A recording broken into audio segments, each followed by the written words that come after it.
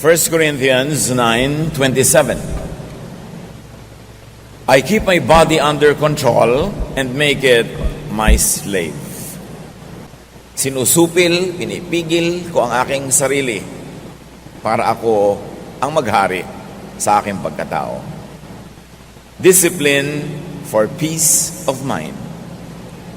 Paano nga ba sa paraan ng disiplina ay magkakaroon tayo ng matiwasay, tahimik na kaisipan, damdamin, buhay?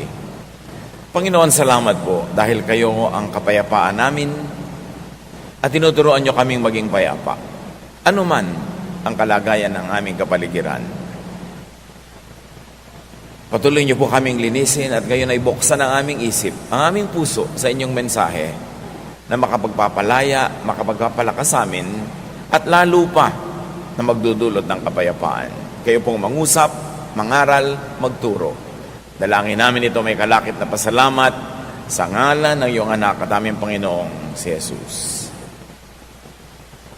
Discipline for peace of mind. Maraming sinasabi ang Biblia tungkol sa paraan ng pag-iisip ng tao at ano ang nagiging bunga ng paraan na yon ng pag-iisip. John 16:33, si Jesus, I have told you these things so that in me you may have peace. In this world you will have trouble, but take heart, I have overcome the world. Yan ang isang number 1 na mensahe ng Panginoong Jesus, peace. Kaya nga nung siya isinilang, kumakatama ang anghel, peace on earth. Peace in people's hearts. Peace talaga. Sayang ang pagiging religyoso, sayang ang paglapit sa Panginoon, sayang ang paglilingkod, pag-aaral, kung hindi naman tiwasay ang kalooban. Kasi ang talagang gusto ng Panginoon na marating ng lahat ng mananampalataya ay kapayapaan. At sabi niya, in this world you will have trouble, but take heart, I have overcome the world. So dalawang pagpipilian. Sabi niya, talagang magulo ang mundo. Magkakaproblema kayo, natural lang yon. Huwag kayong magtaka. Pero isipin niyo, nagapi ko na ang daigdig. Nagahari na ako. In other words, ano dapat pag-isipan ng tao? Not trouble, but Jesus. Ang dapat na nananaig sa kanyang damdamin, hindi yung pag-aalala, kundi yung pagtitiwala sa Panginoon. Philippians 4:8, finally, my friends, keep your minds on whatever is true, pure, right, holy, friendly, and proper. Don't ever stop thinking about what is truly worthwhile and worthy of praise. Sabi niya, imbes ang isipin ninyo yung mga kasinungalingan, mga nakakagulo, mga maruruming bagay, mga nakakaligalig, masasama, mali.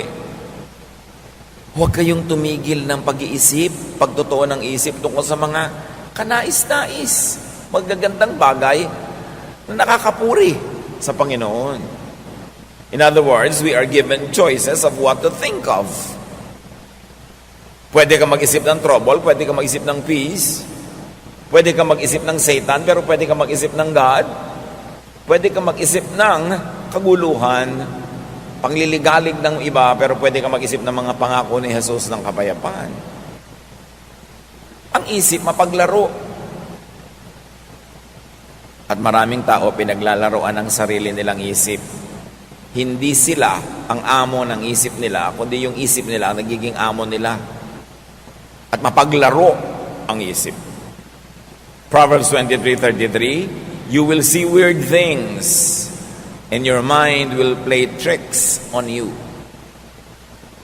Kaya mga taong matatakotin sa multo, may dumadaan lang na hangin, nakakakita yan ng multo. Yung mga taong matatakotin sa end times, mayroon lang nangyari dito, may nangyari doon na konting ganito, end times sa kanya yun. Yung mga tao na laging maraming galit, hindi mo naman ginagalit, nagagalit din agad. Kasi may mga tanim na agad na galit, madali nang tumubo. Paglalaruan ka ng isip mo, at ililigaw ka ng isip mo. There are mental tricks and mental illusions. So watch your mind. Yung mga selosa, lagi nakakakita ng pagsiselosan. Yung mga takot na takot mawala ng pera, laging nakakakita ng paghihirap at pagdarahop. Yung takot na takot sa sakit, laging nakakakita at nakakaramdam ng kung ano-ano. Mga laro ng isip. Matthew 6:34, don't worry about tomorrow. It will take care of itself. You have enough to worry about today. Si Jesus na may sabi nun, pagkatapos maraming Kristiyano, walang iniisip kundi end times sa bukas, end times sa next month, end times sa back. Sabi, don't worry about it. Not even the Son knows about it, only the Father. It means it's not for you to know. Kasi kung para malaman mo yan, di dapat binunyag. Tapos laging yun ang iniisip. Mga bagay na hindi naman mababago, iniisip pa rin. Ang nagbabago lang damdamin, nalulungkot, natatakot. So you don't worry about tomorrow. Bakit ka worry mo ba? Mapapalitan mo ba yan? Maiiba mo? Hindi rin. So sayang lang ang pagod mo. And worry is thought. On the reverse, thought is worry. Pag palaisip, mapag-alala. Pag laging nakakaalala, madalas lang malungkot. Kaya nga sabi ng isang tula, better by far you should forget and smile than that you should remember and be sad. Mabuti pa, nakakalimot. Mayroong mga nagmamahalan, magkalayo, magtatampo yung isa, huy, nakakalimutan mo na yata ako.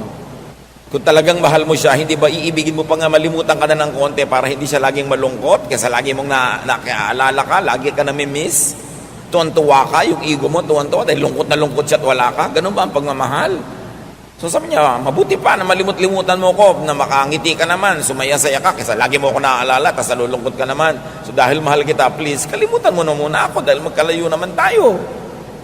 Don't be obsessed with me. Yun ang pag-ibig na nakakapagpalaya, hindi pag-ibig na nanggagapos, nang tatali, nang kukulong. Psalm 32, 1-5. Our God, you bless everyone whose sins you forgive and wipe away. You bless them by saying, you told me your sins without trying to hide them, and now I forgive you. Before I confessed my sins, my bones felt limp, and I groaned all day long. Night and day your hand weighed heavily on me, and my strength was gone as in the summer heat. So, I confessed my sins and told them all to you, and I said, I'll tell the Lord each one of my sins. Then you forgave me and took away my guilt. Nandito na yung buong theology ng sin and forgiveness. Ang Diyos ang nag-aalok. Patatawarin ko kayo sa inyong mga kasalanan. Pupunasan ko, papawiin, aalisin ang bahid ng karumihan. Pagpapalain ko kayo. Ipinagtatapat nyo sa akin ang inyong mga kasalanan, hindi nyo itinatago, hindi nyo ipinagkakaila. Patatawarin ko kayo. Ganun kasimple ang deal ng Diyos sa atin. Until religious intercessors and priests stood between men and God and made the business of forgiveness complicated and expensive. Pero kung sa Diyos lang, may magtapat kayo sa akin, huwag kayong magkaila, patatawarin ko kayo, di matatanggal yung guilt nyo. Ang hirap yatang mag-guilty. Pero ang mga religyoso, lagi nagpapag-guilty because they can control people who are guilty.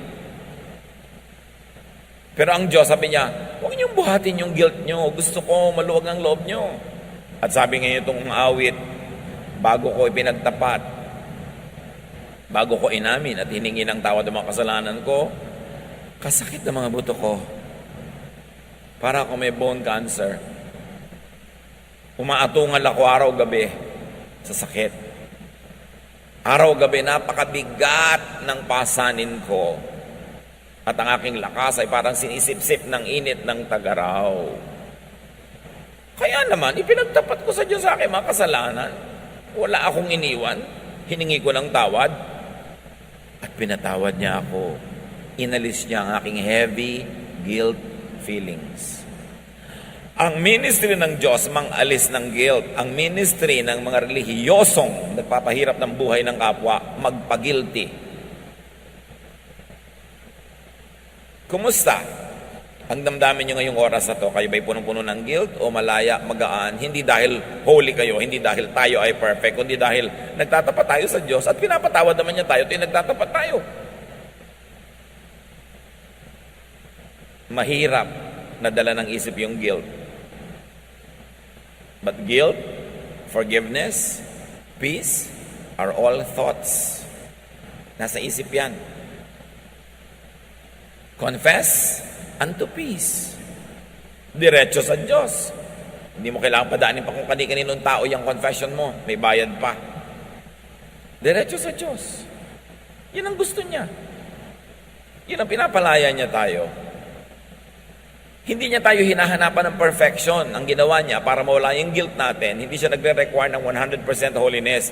Ipagtapat mo lang, ihingi mo ng tawad, and you are wiped clean. Not because you are clean, but because you are made clean by God, by God's kindness, and especially by God's kindness through the work of Jesus. Romans 8, 1-2. If you belong to Christ, you won't be punished.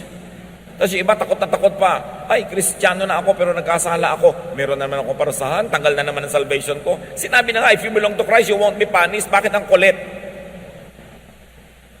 Gustong-gusto yung may punishment. At gustong-gusto ng mga ibalang teacher, laging may punishment. Kasi yung may punishment, nagigilty ang mga tao. At yung nagigilty, mas madali silang pasunurin. If you belong to Jesus Christ, you won't be punished. Mahirap bang maintindihan yan?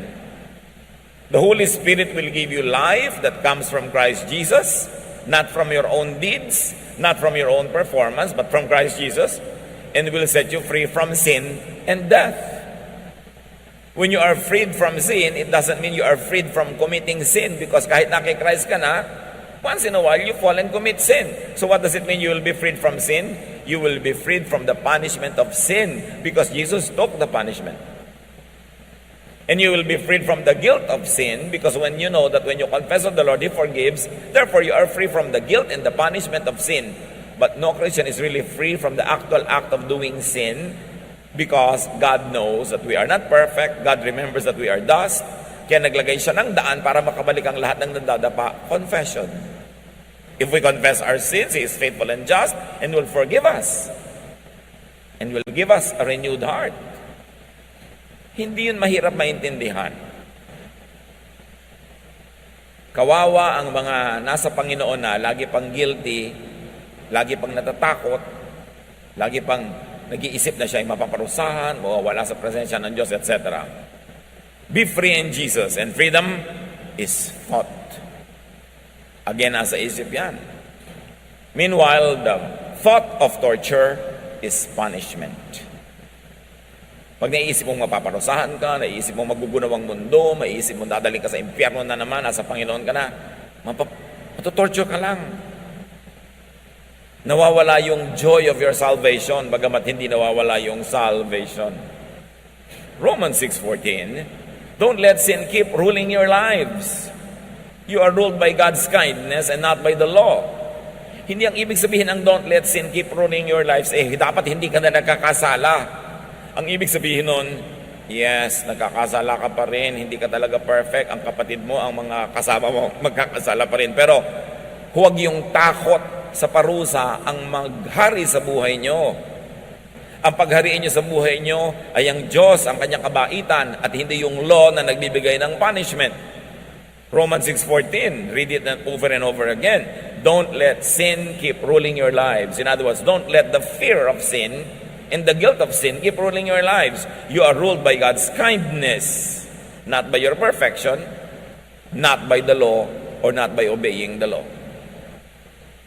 It doesn't mean do not sin, but it only means do not be a slave of the fear of sin and punishment. But of course, it's always preferred that we minimize sin. You cannot be sinless, but you should sin less and less and less. That is desirable. But sinlessness is unattainable in this life. Sino man na mag-iisip noon ay laging mabibigo, laging magigilty, matotorture, wala yung peace. Kaya alam mo na hindi yun ang tamang reading eh. Kasi pag tama ang reading mo ng scripture at application, ang bunga, peace. Thought of sin is master. But the thought of life in Jesus is liberator and your new master. Anong kinalaman ng mga verses na yan sa gusto natin pag-usapan na discipline for peace of mind? Inisa-isa lang naman natin ang mga pwedeng magtanggal ng peace of mind, di ba? Anong disiplina ang kailangan natin para maghari yung peace of mind? Unawain ito. Thoughts become emotions, and emotions become blood chemistry. Pag may naisip ka, magiging emosyon yun. Either nakakalungkot ang naisip mo, lulungkot ka. Nakakasaya, sasaya ka. Nakakapagpaselos, magseselos ka. Nakakapagpainggit, maiinggit ka. Basta may inisip ka, magkakaroon yun ng emotional equivalent in your system. And your emotion will change your blood chemistry. Napatunayan na ng siyensya yan. Kahit nga ang pag-iyak, bakit ang iyak ng iyak bago matulog, biglang ang sarap ng tulog? Kasi napatunayan na sa luha, kasama yung mga toxins, mga lason related to stress. Yung naninigas ang katawan mo, yung ikaw ay halos himatayin, yung hirap na hirap ka, yung toxin na yon lumalabas kasama ng luha. Kaya nalungkot ka, lumuha ka, lumabas yung toxin. Kaya yung mga hindi umiiyak, yung ayaw umiyak, nagtitigas-tigasan, yun na biglang naninigas eh. Kasi hindi na ilalabas yung emosyon. So, kung anong iniisip mo, magiging blood chemistry. Science has proven over and over that toxic thoughts show up as disease. Yung mga inggitera, selosa, mga inisin, masamain ng loob, magagalitin, mga laging may negative emotion, marami ang sakit. Kasi ang negative emotion changes blood chemistry, changes heartbeat, changes yung mga blood vessels, sumisikip, humataas ang blood pressure mo, kaya ka nagkakasakit. Di ba sabi nga nila, pag umiibig pa daw, nagkakaroon tagyawat, yan ang dapat patunayan. Pero again, emotion turning into disease. Kasi kung umiibig siguro, laging puyat, ayan, napapabayaan ang kasarili. Lagi nakakalumbaba, yan naman kamay marumi, nagkakapimpol. Pwedeng ganun. But the general idea is this: your emotion affects your health. Negative thoughts trapped in the mind cause problems like high blood pressure, digestive troubles.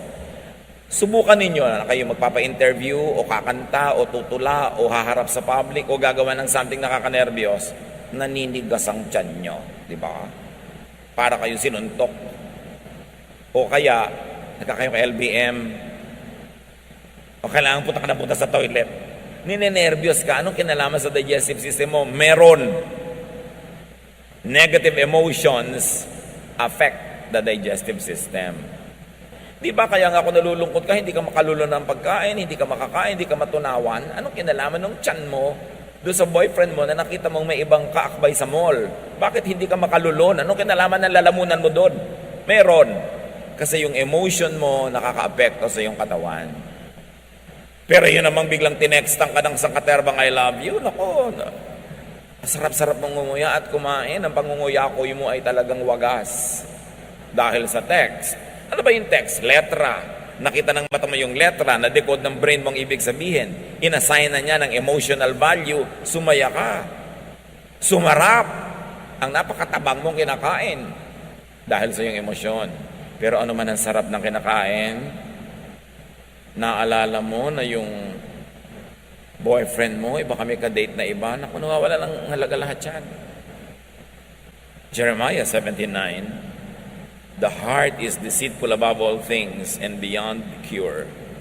And read mind for heart. Talinghaga yun. Ang totoong tinutukoy dito, isip. Huwag padala sa isip. Kontrolin ang isip. Dinadala ka ng isip mo sa matatakot ka, dinadala ka sa magsiselos ka, dinadala ka sa magagalit ka, huwag kang padala, siya ang kontrolin mo. Proverbs 23:33, you will see weird things and your mind will play tricks on you. May nakita ka lang halimbawang kung anong papel na may telephone number sa bulsa ng iyong asawa.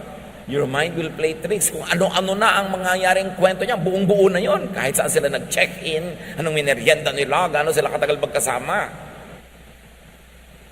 Dahil paglalaro ka ng isip mo, dadalin ka actually sa gusto mong puntahan. Alam naman ng isip mo kasi yung takbo ng utak mo, kaya doon ka na niya dadalin. Kaya kung saan mo gusto papuntahin yung isip mo, mag-practice ka na doon nagpupunta yung iniisip mo. Kasi dadaling ka nun automatically when you are not in control.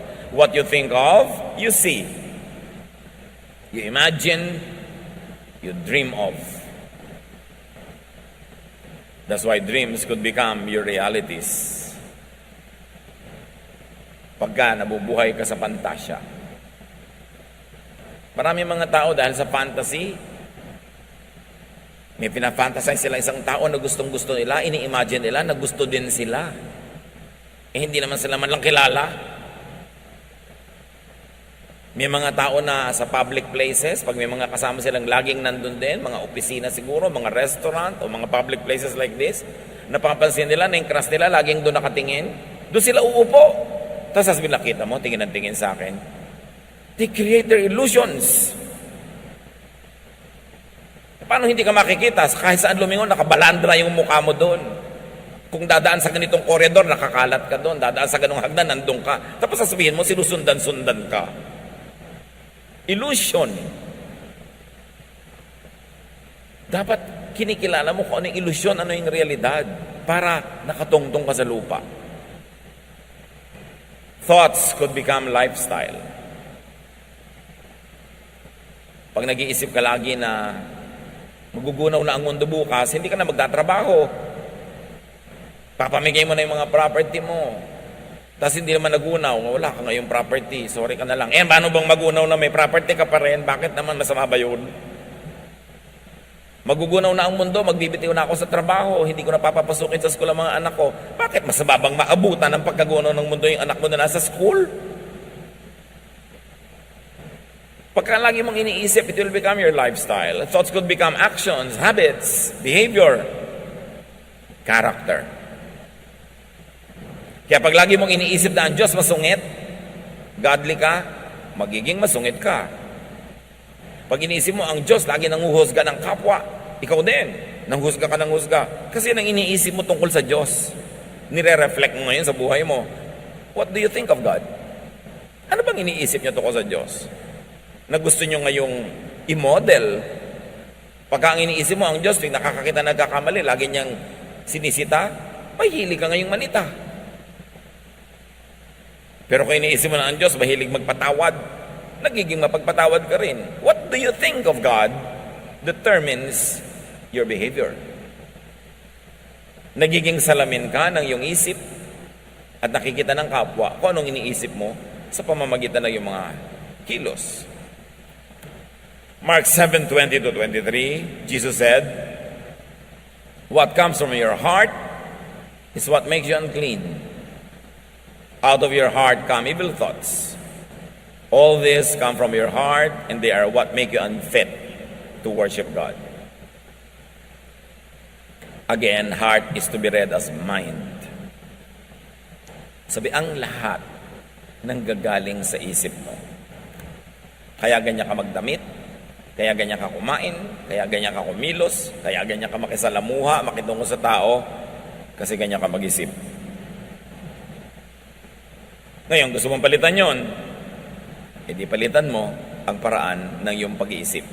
Kasi yung isip mo ang factory ng lahat ng ginagawa mo sa buhay, doon yun nagmumula.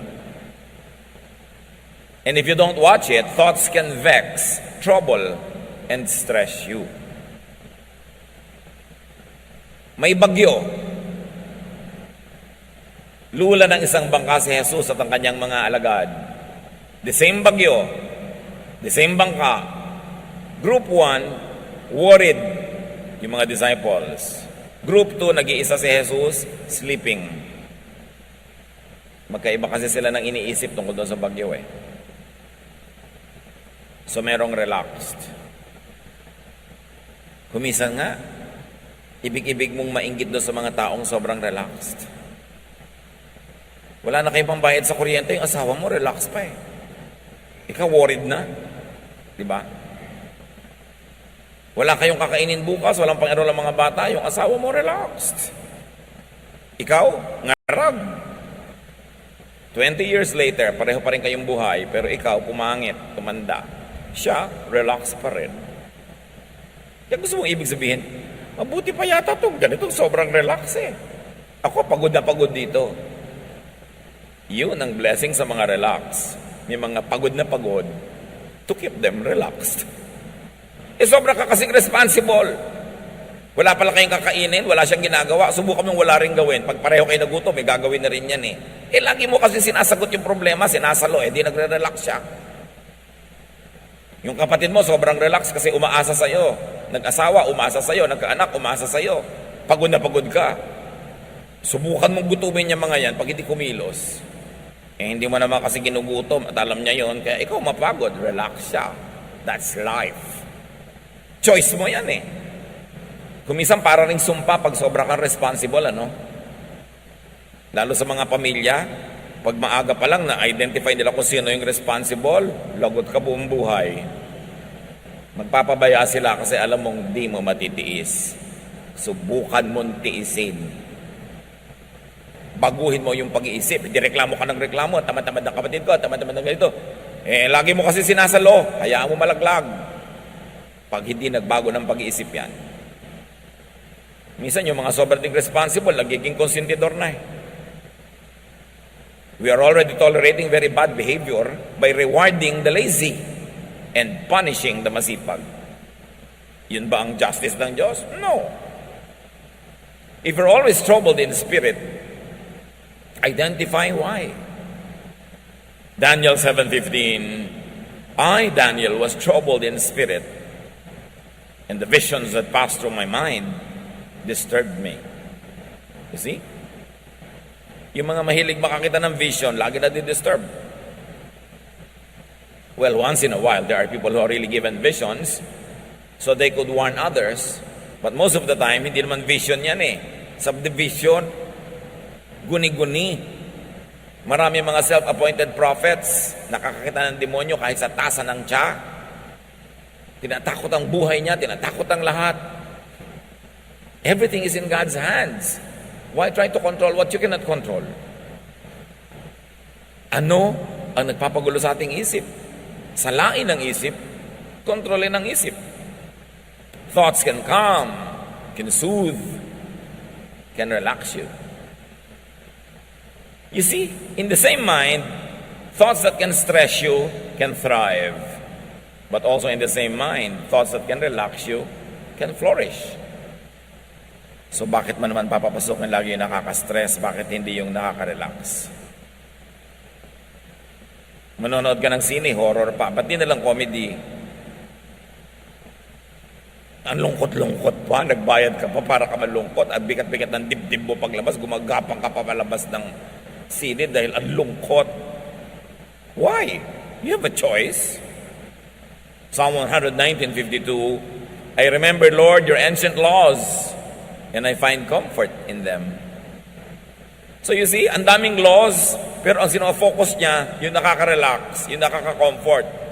Di ang bunga sa buhay niya, comfort. Psalm 27:4, one thing I ask from the Lord, this only do I seek, that I may dwell in the house of the Lord all the days of my life, to gaze on the beauty of the Lord.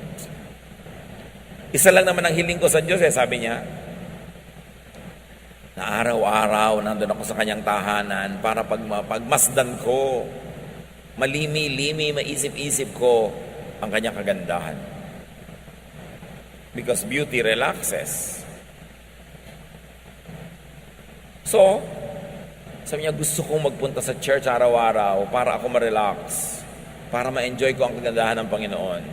Tapos pagpunta mo doon, marami mga bully, marami mga huwes, marami mga hukom, marami mga abogado na umuusig sa'yo, nagja-judge sa'yo, hindi nakaka-relax yun. Hindi dapat ganun ang atmosphere in the house of the Lord. As you think, you become.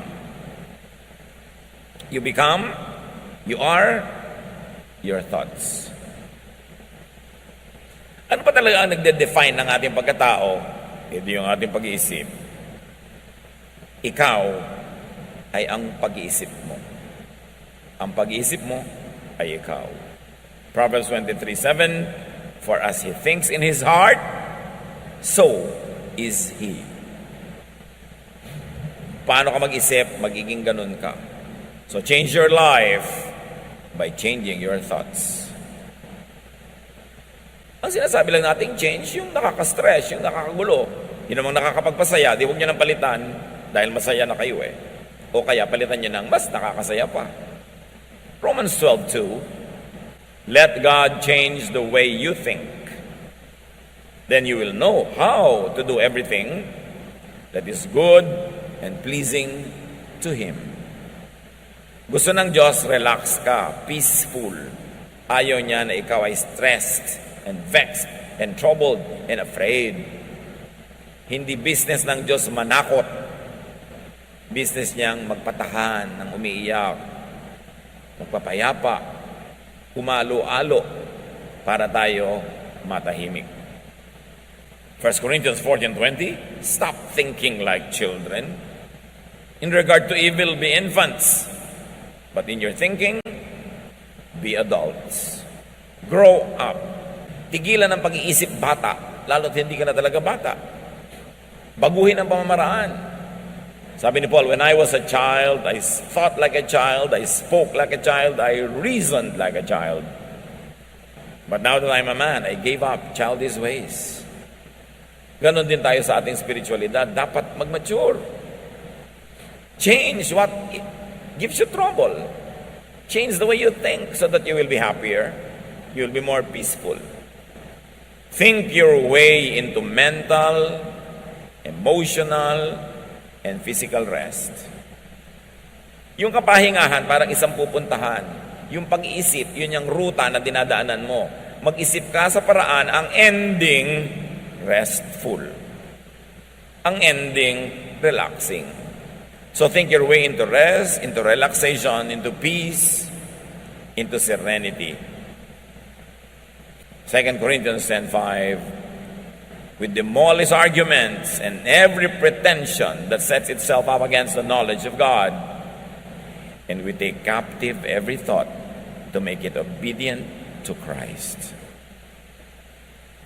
Ginigiba namin ang lahat ng anumang pangangatwiran at mga pagkukunwari na bumabangga sa tunay na pagkakilala sa Diyos.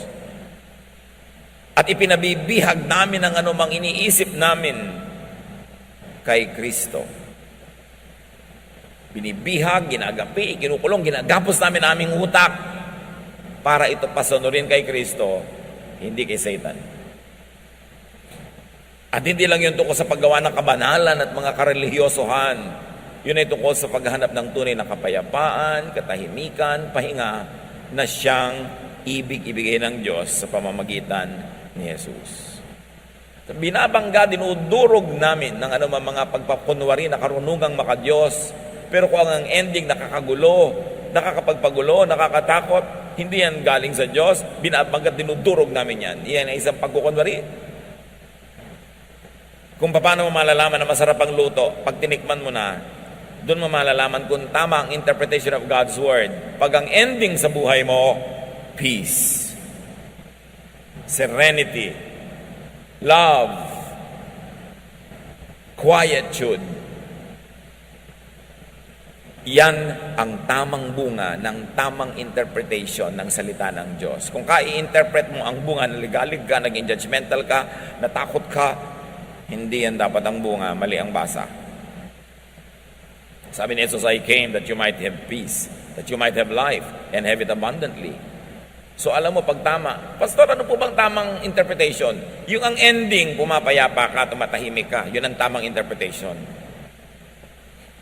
Siyempre, magigiligalig ka rin sa mga mali para itama mo.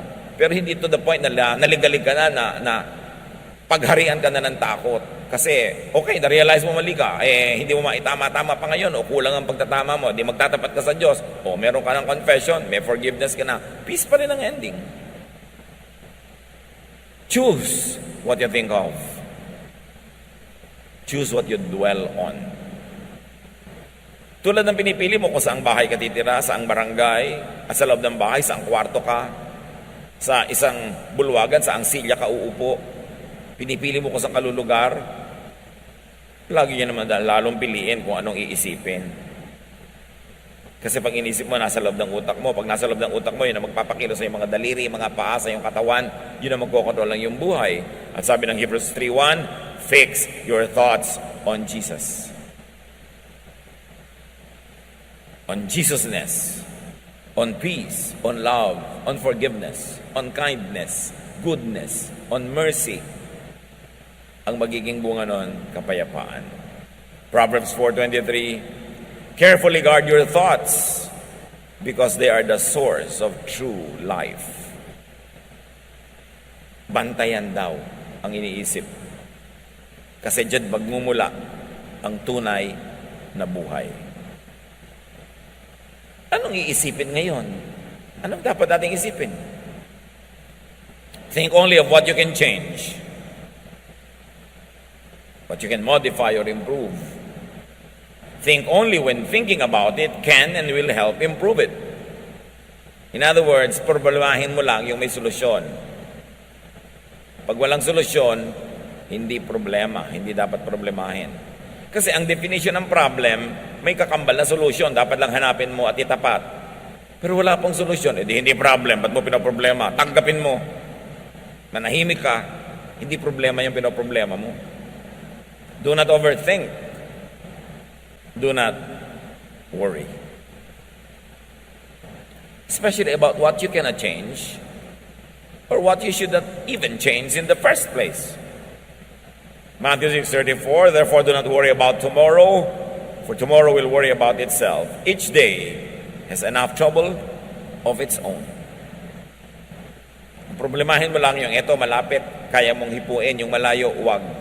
Hindi mo nga alam kung darating yung malayo. Do not think, do not overthink about what cannot be changed. Yung anak ko po ayaw magbago. Hindi wag mong baguhin. Ayaw pala magbago eh. Bakit mo pinoproblema? Ang asawa ko po ayaw magbago. Ginawa ko na lahat. Hindi tumigil ka ng kagagawa. Napapagod ka lang pala. Hindi naman nagbabago. Mahirap pag-isipin yun.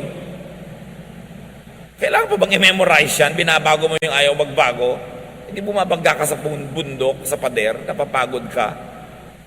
Do not think and overthink about what could only be accepted. At least at the moment. May mga bagay na dapat walang tanggapin. Baka bukas, mapalitan na yan, maiba, beyond you, without your participation. Pero lahat ng ginagawa mo ngayon, hindi mo mabago, tanggapin mo na lang para tahimik ang buhay mo. Do not overthink about what only makes you worry or afraid. Kung kaiisip ang bunga, nagwo-worry ka, natatakot ka, which translates to become a disease, remember, idilugi ka. James 4:8, come near to God, and He will come near to you. Clean up your lives. Purify your hearts. Hindi lang of wrongdoing, but also of wrong thinking. Choose thoughts that give you peace. Ano po bang dapat kong gawin sa anak ko na baptism? Tubog, wisik, o buhos? Kasi parang pare-pareho ko, may verse naman na support. Pare-pareho, mayroong pro and con. So, kaya saan ka ba masaya? Gusto mo, iturok natin para talagang pumasok yung tubig. Eh, yun na lang po. Kung saan ka masaya? Yung pala, pare-pareho may verses eh. Ba't mo pinoproblema? O gawin mo lahat para ka masaya. Kasi sabihin ko, edi itubog na natin para nawisikan ka na, nabuhusan ka na, nalubog ka pa. Eh, happy ang lahat. Eh, ayoko pong mabasa. Ay, halika. Wibisikan na lang kita. Gusto mo? Eh, pa kailangan gawin napakalaking problema yan. Nakakapagtayo ng mga sekta at mga kongregasyon based only on the mode of baptism. Ang galing gumawa ng problema ng mga anak ng Diyos. Maghati-hati at magpagalingan. Kami tama, kayo mali. Sa akin, isang balding tubig ang binuho sa'yo, isang baso lang. Mas banal ako sa'yo. Ganun. Ang mga musician ng church namin, puro maiksi ang buhok. Sa inyo, may mahaba. Eh bakit? Yung bang maiksi ang buhok na musician nyo? Mas banal sa mga musician naming nakapusod. Nakakabanal ba talaga yan? Yung hiksi at haba na yan? Bakit big deal? We become majors of minors. We problematize everything. Hindi tuloy peaceful ang church life. Choose thoughts that give you peace. Philippians 4:8. Keep your minds on whatever is true, pure, right, holy, friendly, and proper. Don't ever stop thinking about what is truly worthwhile and worthy of praise. Piliin ang iisipin, piliin ang poproblemahin. Avoid thoughts that vex, that trouble, that agitate. Iwasan yung nakakapagpagulo, nakakapagpalungkot. Bakit lagi pag-uusapan yan? Paborito na magkakapatid, pag-usapan yung hipag nila na inis sila. Ba't di siya ginagawang star? Ito yung nag-uusap kayo, siya ang topic, edi star. Mabuti pa, magtinda na kayo ng ticket. O, eto na ticket, bumili ka na. Pag-uusapan na natin ang hipag natin. Kasi star siya, magbayad tayo.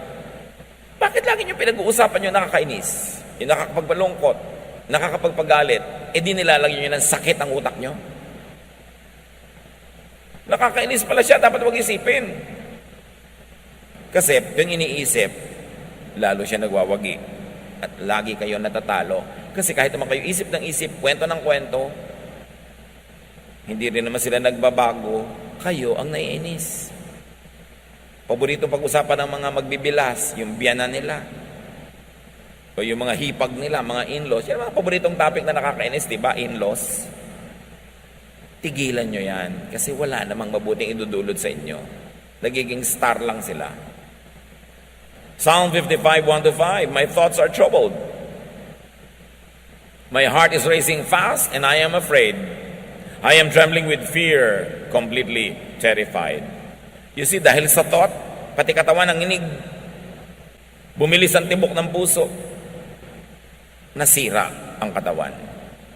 Bakit yung papayagang laging mangyari yon? Ephesians 4:31, get rid of all bitterness, rage and anger, brawling and slander, along with every form of malice. Yan ay para sa inyong personal na kabutihan. Detox your mind. Marami naman nagde-detoxan ng katawan nila, umiinom ng pang-detox, nagpapaturok ng pang-detox, pero hindi binabantayan kung anong iniisip. Itong pinakamaraming toxic elements na pumapasok. Direct your thoughts. Turuan, utusan, akayin ang isip. Colossians 3:2, set your mind on things above, not on earthly things. Set your mind on things that give peace and serenity, not on those that trouble you. Kaya mga kapatid, very clearly, discipline your mind. Pag yung isip ay pumupunta na kung saan-saan, hoy, liko ka dyan, alis dyan, hindi ka dapat dyan pumunta. Discipline your mind. Psalm 139:23-24, search me, O God, and know my heart. It means know my mind. Test me and know my anxious thoughts. See if there is any offensive way in me or in the way I think. And lead me in the way everlasting. Suriin niyo po ang isip ko, ang pag-iisip ko, ang pinag-iisipan ko, at akayin niyo ang utak ko sa tamang daan na nagbibigay ng buhay na walang hanggan, buhay na masaya, buhay na payapa. Romans 8:6, if your minds are ruled by our desires, meaning emotions, meaning thoughts, we will die. But if our minds are ruled by the Spirit, we will have life and peace. So paghariin ang Espiritu ng Diyos sa ating kokote, sa ating isip. Proverbs 15:32, those who disregard discipline despise themselves, but one who heeds correction gains understanding. Discipline in thinking is very important. Proverbs 4:23, above all this, guard your heart or guard your mind, for everything you do flows from it. Bantayan ang isip kasi lahat ng ginagawa nyo doon nagmumula. Nandiyan kayo ngayon kasi diyan nyo pinapunta ang inyong isip. John 14:27, sabi ni Jesus, I am leaving you with a gift, peace of mind and heart. And the peace I give you is a gift the world cannot give. So don't be troubled and afraid. May iiwan ako sa inyong regalo, kapayapaan ng isip, katahimikan, katiwasayan. At ang katiwasayan na itong ako nagbibigay, hindi yan maibibigay ng mundo. Kabaligtaran nga ang binibigay ng mundo gulo. Sabi, kaya huwag kayong matakot, huwag kayong mangamba. 1 Corinthians 9:27, ang ating opening verse, I keep my body under control and make it my slave. Apply it to your mind. Then say, I keep my mind under control and make it my slave. Discipline your mind unto peace and serenity. Kung magulo ang isip nyo ngayon, ligalig kayo, takot, likhan nyo yan. Walang ibang may likha niyan. At kung payapa kayo ngayon, sinadya nyo man o hindi, nilikha nyo rin yan dahil sa inyong pag-iisip. Huwag na kayong humingi ng kapayapaan sa Diyos, matagal lang ibinigay. Nasa harapan na natin, nasa kandungan natin, nasa atin na lang kung ating tatamasahin at gagamitin. Sayang ang buhay na puro gulo ng isip, puro takot, puro pangamba, di naman naiiba. Sabi ni Lord, huwag kayong masurprise na may trouble. In this world, you will have trouble. Natural, may trouble. Huwag niyo isipin, ay may trouble, bakit may trouble? Natural, meron. Pero ang ako ang isipin nyo, napagtagumpayan ko na ang lahat ng yan, at ang aking tagumpay ay inyo ring tagumpay, tamasahin nyo ito. Enjoy a life of peace. Trust in God through Jesus. Change the way you think, and have a better life. Dear Lord, we thank you that we can enjoy peace because of Jesus and because of your love. Gisingin nyo kami, pukawin nyo ang aming isip, at suriin namin ang aming mga sariling paraan ng pag-isip na nagbubunga ng kaligayahan o kalungkutan, katiwasayan o ligalig o bagabag. Kami rin ang may gawa nito. Turuan nyo kaming suriin ang aming sarili at isuko ang aming pag-iisip sa inyo, Panginoon, sa Espiritong Banal, na ang maging bunga, kapayapaan, katahimikan. Mabago ang dapat baguhin at matanggap